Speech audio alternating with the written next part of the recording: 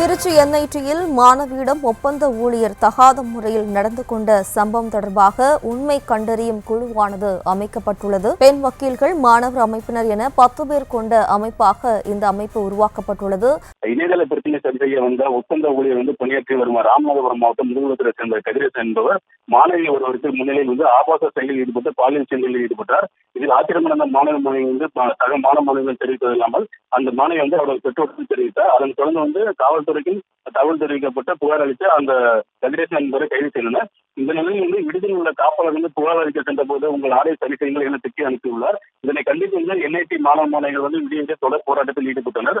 விடுதியில் தங்கிக் கொள்ளும் மற்ற மாணவ மாணவிகளுக்கு இது போன்ற பாலியல் சிந்தனை இருந்தாரா என்ற குறித்தான விசாரணை நடத்துவதற்கு தற்போது நியமித்துள்ளனர்.